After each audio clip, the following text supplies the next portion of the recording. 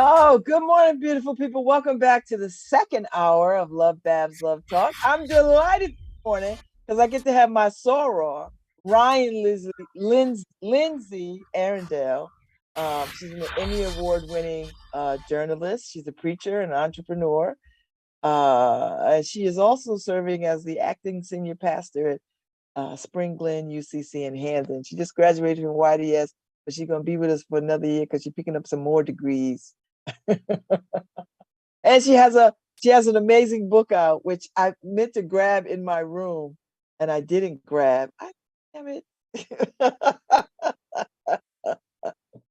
But anyway, she's gonna be here. She's here. She's gonna talk to us about why the book, a little bit about her life, so we get to know something about her, and her call to ministry, which is her centered passion at the moment. So good morning, sister. Good morning, Babz. How you doing? I'm so glad you could be here with me. Thank you for having me. I feel honored. I'm honored. So, how are you? How are you feeling? I'm good. I'm starting this early workout thing, so I made it to the gym, I think by 6:30. So it feels I'm like, all right, praise God for longer days because we can slide in a little nap after a while. But I'm I, feeling good. I used to be an early morning gym rat back in the day. Oh, I don't know if I go back to that. So where are you from, Lindsay? I am from Washington, D.C. I'm an uptown shorty, so Northwest DC. My mother's side is from DC, so that's always been home for me.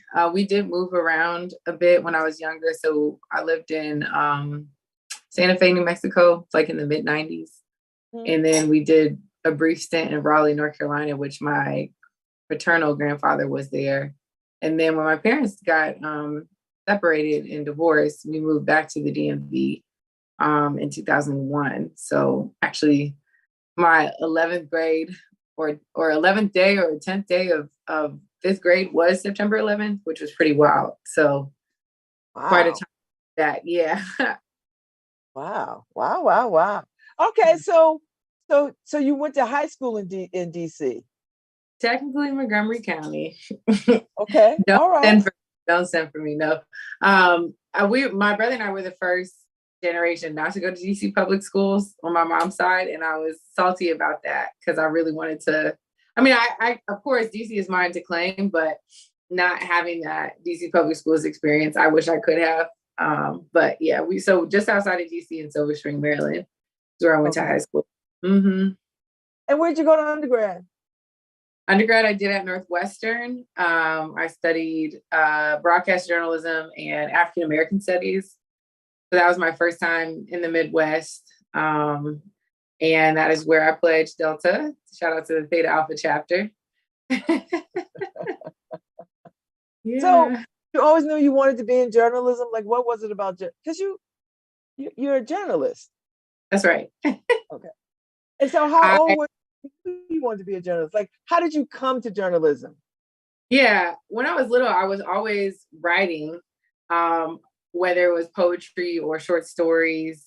I was always curious, asking a lot of questions, wanting to just know about people and things and the world and how people thought their own stories. And then in high school, what had happened was I was in Spanish. I had taken 4 years. I took 4 years of French from sixth grade through ninth grade. And then I was like, okay, my French teacher was flip flopping and she was teaching the lower levels instead of the higher levels. So I was like, okay, I don't want to take French with anybody else. I was like, I'm done. So I said, oh, I'll take Spanish. And God bless our classroom because I feel like it really took like 2 weeks to get from 2 weeks to learn the alphabet because we were going from like Ebonics to English to Spanish. And my Spanish teacher was Jamaican, very fluent, but not a good teacher. So I was just like, I'm wasting time in here. So I switched into journalism my sophomore year of high school. And that was kind of it. DC had some incredible programs. There was one that I did for 2 years called the Urban Journalism Workshop. And so the first year I Mhm. did TV. So we were on the campus of American University just making news stories. When the museum, rest in peace, when the museum first opened up, we got in the studio and did our broadcast there for our final project. And the following year, I did radio and had also, rest in peace, Tashima Walker, who was the executive producer of Tell Me More with Michelle Martin. And so she would always be in my ass about being late. That was a strong Black woman who didn't take no stuff. But that was just a really incredible experience to be working with NPR journalists and editors and people who just had this very solid experience. So that shaped a lot, my experiences a lot, and gave me really a strong foundation. But also my high school was a fine arts and humanities high school. So we had a really solid broadcast TV studio. I wrote for the paper my junior and senior years. So that foundation and that hunger for storytelling was there pretty early. And then didn't actually know a lot about Northwestern. My mom put that on my radar and really enjoyed the trip out there. Medill just had a lot to offer. And so I just ended, and they had really solid financial aid. So that's where I ended up. And so you get your degree in communications, journalism. What is it in? I have a bachelor's in journalism and I have a master's in journalism as well. Wow. Okay, so you graduate and you go work for. So it was a I don't know if you circuitous is probably not the right word. My family has this running joke of like, Ryan would just throw a big word in a sentence and hope that it lands. I'm always like, I used to, my grandpa got me one of those little dictionaries, like you type in the word, a digital dictionary. So I had that. And before that I had a little pocket dictionary. So I would just, as I was reading, I'd come across words, I would just make lists and then eventually I would look them up or sometimes not. So so I graduated in 2013 and my grandfather was sick. He had a late stage diagnosis of cancer. And so I was like, journalism will be there. And so I just came home and I was working at J. Crew on 9th and F in DC, downtown or Chinatown, I guess. And then that was around the time, it was the 50th anniversary of the March on Washington for Jobs and Justice. So my church at the time was participating and, had a group growing. And so I made this sign with, it said Emmett and Amadou and Sean and Oscar and Trayvon, more than just, I think, Black faces and tragic spaces. So a lot of people would just stop me and ask to take a picture of the sign. And I had the ampersand with dots on the bottom of the sign. So I just I remember I then wrote those names on a Post-it note and just kind of rode around in my car with it until I finally was like, I think I'm going to make this a shirt. And so I had a homie he's an entrepreneur. He's like a Renaissance man, I'd say. He has his hands in a lot of different things in DC. And I approached him and was like, all right, can you sponsor these, first 100 shirts? So we made a deal and I sold them at this music festival that's called Broccoli City Fest in 2014 in April. So I think I sold through 50 of those first 100 shirts the first day and then put the rest up online. So that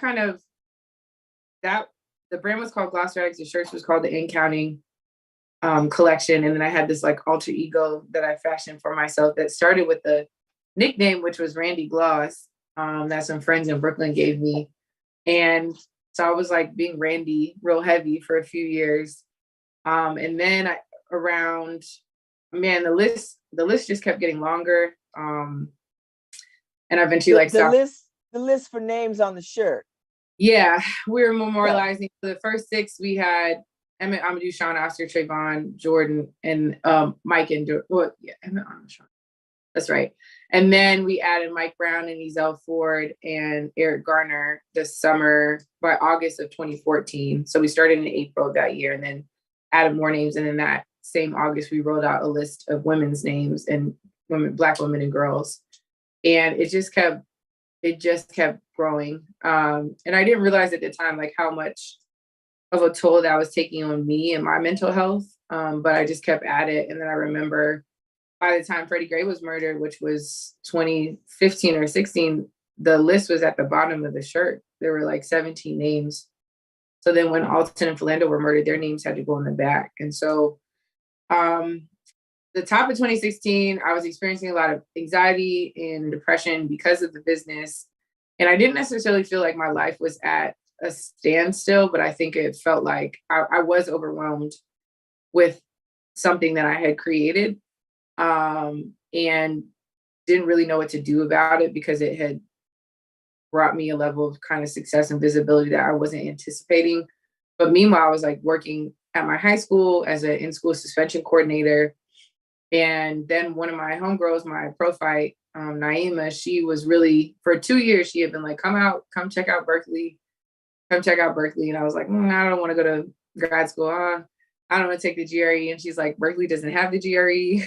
So I took the SAT 3 times. So I was just like, so I go out, get flued out, and really loved it and applied. And it was wild. It was like, I was coming back from New York and I was sitting down with Akai Gurley's cousin. He was a young man who was fatally shot by a Chinese police officer, Peter Liang, in the stairwell of the Pink Houses in New York.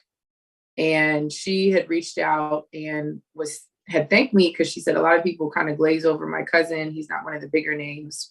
So we met up in New York and talked for a while. And I missed my bus back to DC, so I was coming late. And then I just like, I remember calling out of work. And then I'm like in bed. I'm like, and when I wake up, it smells like I've had like 6 packs of cigarettes. So I'm like, hello? I'm like, who's calling me? And so that was like my acceptance call for Berkeley was like that morning that I had just got back from New York and called out. And I was like, oh, wow. So then I started school, I guess, August of 2016, graduated May of 2018, and then moved to Connecticut for a 2-year fellowship where I was working with the NPR member station covering exclusively guns. It was called Guns and America. So I was down in Hartford doing that. And so that's kind of like, there's so many like little details and little stories along the way, but that's kind of a semi-quick synopsis. Okay. So I get the journalism part. Mm-hmm. I get the entrepreneurial part. So where does ministry come into all of this? Yes, ministry maybe had been lurking. I found this sheet of paper that I'm going to text it to you after this so you can have a look, but it had 2 columns and it said, I want to be and I want to be. And there were a mix of things like, adjectives, verbs, nouns, like safe, secure, strong. Then it was like Jamaican, thick, homecoming queen, a champion eater, treading the slopes, an Olympic gold medalist. Like there's all these things on this list. And then right in the middle, right dead center, it said a preacher. And I was like, okay, clearly 15 or 16-year-old me knew something that I didn't, that I either forgot about maybe in my 20s, or maybe it was just like having to take this really, I wouldn't necessarily, bumpy at times, but just this very interesting journey to my calling. But it was difficult. The shift was unanticipated because I thought that I was going to be a journalist for the rest of my life. I got a master's so I could teach on the collegiate level because it was beautiful seeing Black faculty in journalism at Northwestern. That made a huge difference and inspired me to want to, be able to be that professor and that journalist for not just Black students, of course, but also just to show other folk, like, we're out here just as much as y'all are. And our stories are powerful and the ways that we tell stories are powerful. But there was a police shooting in Wethersfield. A young man, Puerto Rican teenager by the name of Anthony Jose Vega Cruz, his nickname was Chulo, was fatally shot by a Haitian American police officer who had a very troubled kind of history, in the sense that we got his records. And when he was a part of the Manchester police force in Connecticut, one of his supervisors said, I'm concerned that he will either harm himself or harm somebody. And so somehow he got rehired in Wethersfield and ended up killing this teenager. And so then became this like really wild situation where, the good folks at my job, their white allyship and white progressiveness was really put to the test because I was the only Black reporter on staff, only Black person in the newsroom at that time. And this was I think it was 2019. And I spoke briefly about police accountability and transparency at a community forum that was about police accountability and transparency. And all of a sudden, everything changed. And I just felt so silenced, and the level of comfort that I felt at my job just evaporated so quickly. And it was a terrible feeling to be made to feel like I'm a problem. And so then I just remember like just crying so many days and nights after work, before and after work, and asking God if I did something wrong. And God said no. And he said, I got you. And so then it was around that time that I visited Yale Divinity School, and then decided to apply and got in, and just, held that acceptance close to my chest for a while. And eventually told my boss, because you know how the fiscal year works. I was like, it's a grant funded position. So if y'all want to keep me, then they're going to try and find money to keep me after the grant funding ended. But I was like, I don't want them to do that work while I know that I'm leaving journalism. So it was a difficult time for a lot of reasons. It was a difficult adjustment because I had just gotten a master's. I was like, we're doing more school, God. And I really didn't know much about divinity school, to be quite honest, or seminary. But I just said, okay, if this is what you're calling me to do, I'll go. So what did you win the Emmy for? We won the Emmy for a documentary about the shooting, okay. But I felt very jaded by that because it felt like, honestly, like in the way that is it Zora Neale Hurston who says that Black women are the mules of the world or of the earth. That I really, the police officer that fatally shot the teenager was Black, and I set up the interviews with his lawyer, with his high school football coach, his Sunday school teacher, his pastor, and did not get to see the documentary until 2 or 3 days before the public did. Wasn't allowed to have any input in I wouldn't necessarily, crafting of the narrative is not quite the best language, only because journalism pretends to be, non-biased, but, I didn't have any say in how the documentary turned out. And that was very hurtful for a lot of different reasons. Because I know it couldn't have happened without my work to broker these relationships, develop some level of trust to allow, these folks to sit down with us, especially in such a vulnerable set of circumstances. So that was really hurtful. But yeah, that's what we won an Emmy for. I also got an award from the Connecticut Society of Professional Journalists for a series I did on a shooting involving two teenagers, 2 Black boys from Hartford, and then a 24-year-old. So I got a couple of awards. So you find yourself at YDS, a journalist, a newly mint, fresh out, just still in the journalistic world, and you're thrown into YDS, which is a whole other world that you didn't know anything about. What was that like? It was wild because for a lot of different reasons. One of them is that we were online entirely. So I go from having my living room be my newsroom during the pandemic, during lockdown, to then it being my classroom and just sitting on Zoom in intro to theology or Black theology or pastoral care, which is such a strange learning environment. And I definitely felt in intro to theology in particular, I felt like a fish out of water, because I was like, I don't know who Athanasius is, or what's the other A? I forget his name. The people that he is Black, he's North African.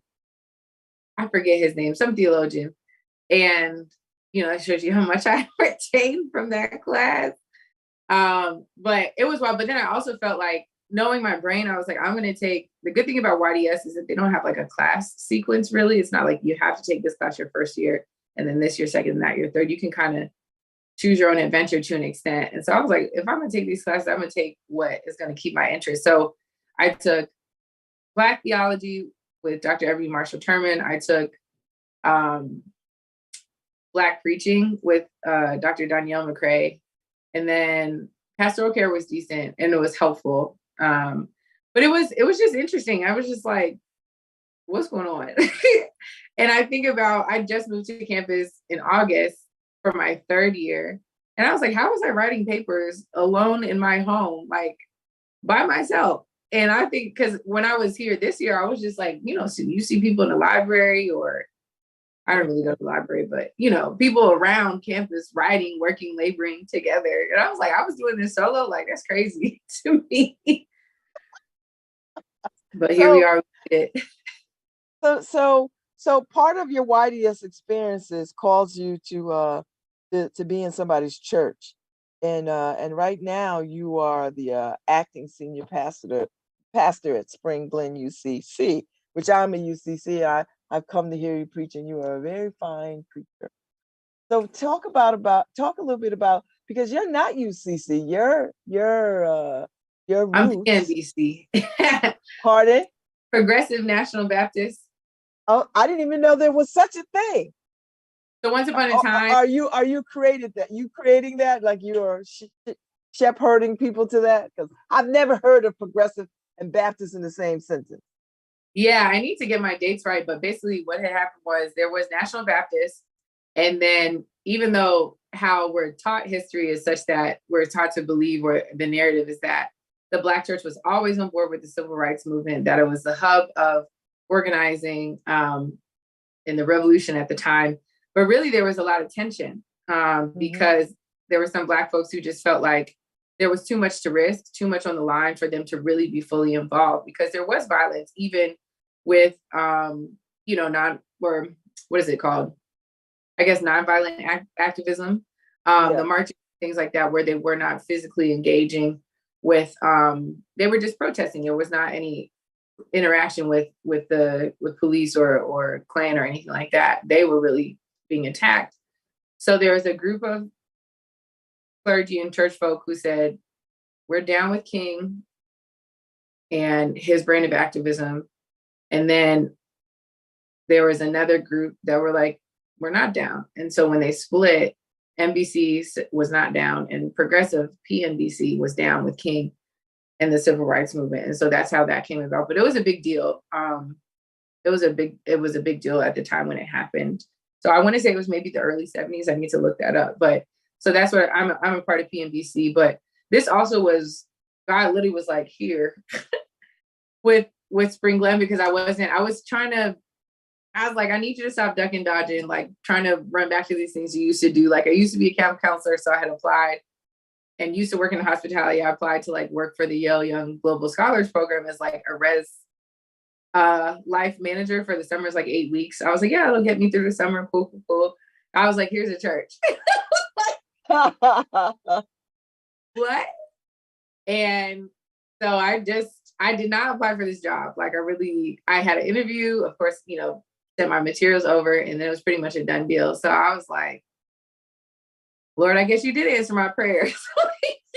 Because you did hear that I wanted to preach regularly. But it's been a solid experience, learning a lot. It's a lot to actively be in transition while like in front of people. Like I'm preaching about it this Sunday, but Saul didn't have the luxury of transforming in private. Like when he became Paul, everyone was like, wasn't that the dude that was just like running after trying to murder Christians yesterday? And then all of a sudden he's just this new name, he's riding for Christ. And I was just like, so I kind of feel that in a sense, because I know there's this deep internal transformation that's happening while I'm also every Sunday in front of a white congregation as a 32-year-old Black woman who also has a different denominational and like spiritual formation. So it's been interesting, but the people at the church are sweet and earnest, and just, I think they're appreciative of a new voice in the space and kind of a new way of doing things. And there's also I would say so. Yeah, there's also a safety net. They're like, she only here till Labor Day. So. Well, I've heard you preach. I think you're amazing. I've heard from people in the church, and they adore you. They think you are an incredible young woman. They love your message, and they love the way that you bring the word to them. So, so you got that, and then if that's not enough. You have a book, I which is in its edited stages, right? And you had a whole talk at Possible Futures Bookstore here in New Haven about the journey of this book and what it has meant to you. So I want you, because we've got about I don't know, like less than 10 minutes. I want to talk about this book and what compelled you to write it. Did you always know you wanted to write this book? How did it show up for you? that was also so I was really kind of living like a dual life. Like while I was at Berkeley, I really didn't talk about Randy. Like my whole social media was Randy Gloss, but I just didn't. I was like, no, I don't have an Instagram. If somebody asked me, like I had a reporter for when I was on Twitter, but I got reached. Someone reached out and was like, "Do you want to? We want you to do a TED Talk, TEDx Mid Atlantic back in DC." So I was like, okay. And so I thought about this. The theme of TED was superpower. So I was like, okay, I think my superpower is empathy. And so I started talking about the empathy that I developed just being immersed in this world of Black death and Black trauma because of gloss rags. But then I was like, oh, I had developed a new level of empathy for women and birthing folk who choose abortion or who have abortions because I had one. So I was pregnant with twins when I was out in the Bay. I had an abortion on my third day of grad school at Berkeley. It was a Wednesday, August 31st, 2016. And that just shifted everything for me. So yeah, so then I'm on this stage a year and some change later doing this TED Talk that weaves together both narratives of both, losing a child because of white supremacy, but then also choosing to forfeit having children, if I can phrase it like that. And then afterwards, there were just so many women who came up to me and were like, thank you. That was me 5 years ago. That was me 10 years ago. Some of the women were encouraging me that you're still, you're going to be able to become a mom again if you want, when time is right. So that was the beginning. That was October 2017 when I was like, okay, like God was like, yeah, we need a book. And I was like, and then I've always written to process. So I just had poems everywhere, poems and notebooks on piece of paper, on my phone. A lot of times when I couldn't sleep, just especially in the first year or so after having the abortion, I just would write, or poems would come to me, in the middle of the night. And so then I just started putting this book together, and I applied for a writer's residency. I think it was the summer 2018, didn't get it, but it was still worthwhile because it made me collect all my poems and see, okay, I got about, 30 or however many it was at the time. And then I don't remember when I started, where the idea came from to include some of my journal entries. But I do remember my friend Adrian, he's an artist and amazing photographer, being like, yeah, you should just cut up your journal. And I was like, that is blasphemous. I would never. I know. Now, every time you tell that story, I get chills. I'm like, oh God, I don't even know if I could do that. yeah, I felt, and then I was like, one day I was just like, let's go. Like, I'm with it. And so, yeah, I cut up my journal and scanned different entries from that 2016 to 2017 period and did these redactions by hand. And so that gives a new dimension to the book as well, apart from the poetry and prose. So the long answer is no, I didn't know I was going to write a book. I never imagined myself, one, having an abortion, and two, writing a book about my abortion and other things. So, yeah. And when are you expecting the release of the book? I want to say August at the latest. The challenge with self-publishing is that it really falls on you to get it across the finish line. So I've been done writing for some time now. It's really just some formatting issues that I'm working through, but that will soon be resolved so it can be out in the world. Because it's time. It's really time. So as we wrap up our wonderful conversation, but we always have wonderful conversations because you've been on the porch and I've seen you around and we've been at events, and so I'm getting to know you very well. So what is it that Ryan wants? What is the biggest dream for yourself? Wow. The first thing that comes to mind is family. I want a family. I'd love to have twins again. I want to have a really loving husband. and and I also want to be able to help people heal. I think that there's certain pages in the book that are just, an implicit invitation to journal. So this question says, what would telling your friends about your abortion sound like? And then it's just a blank page. And so it's really an invitation to just process. But I think there's just having to keep a life-changing choice a secret is really hard, to say the least. And a carrying secrets becomes such a burden, because it's hiding a piece of who you are, and an experience that I can only speak for myself, but having an abortion shaped me tremendously, but also birthed a beautiful ministry where I can be 10 toes down in the pulpit saying, yes, I had an abortion. No, I do not believe that it was a sinful choice. I know God's with me and for me, and that never changed. And that's really powerful. And I think that's a message that not just folks inside the church need to hear, but outside as well, especially in this day and age where abortion as a healthcare choice is being stigmatized and being co-opted into a decision about morality, which I'm not on board with. So I want to be able to help people heal. I want to also experience healing and more joy through my future family. My brother's kids keep me on my toes. My niece, she's 5 and she lost her first tooth. And so my mom texted me, she's like, you got to call your brother, ask him tell him the story about Naomi losing her tooth. So before she goes to bed, she's like, Daddy, I can't really go to sleep. How is the tooth fairy going to put this money under my pillow? And he's like, just go to sleep as usual. He's like, but I don't want to miss her. He's like, she'll be there. Next morning, she wakes up, got some quarters under her pillows, and she go downstairs and she goes, Daddy, are you sure the tooth fairy is real? And he's like, yeah. He's like, because these are coins. She said, Mommy has coins in her purse.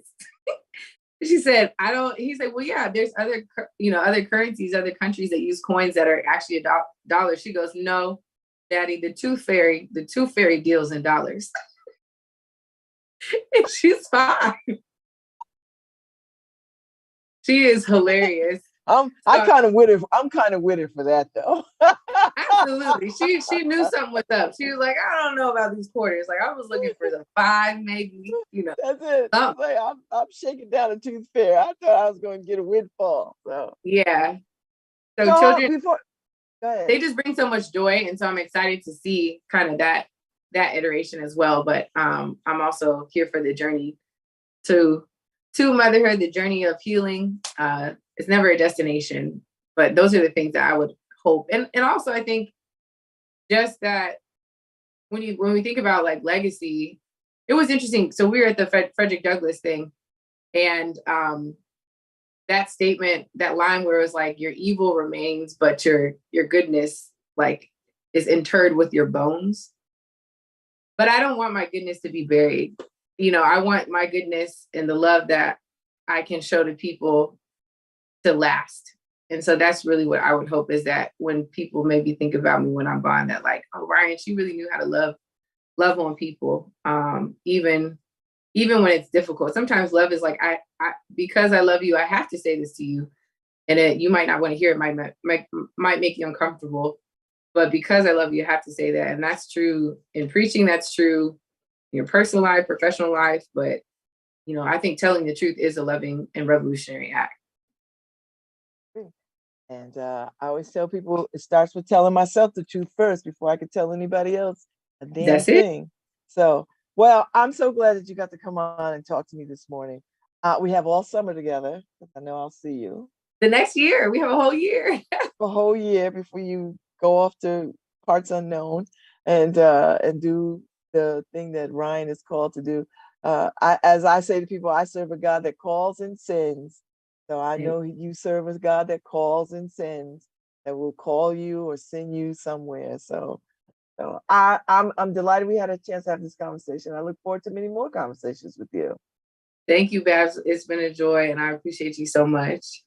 All right. I will see you in these streets. Don't you worry. Come by. I will. I will. Come on by. All right, everybody. That's a Thursday, and it was a good word, and it was my joy to have my soror Ryan Lindsay here today to talk about her journey. So I'll be back tomorrow, Friday, in the Elm. Y'all be cool out there. Thank you, Harry. Thank you, Paul. I'll see y'all tomorrow. Bye, Ryan. Bye. Thank you.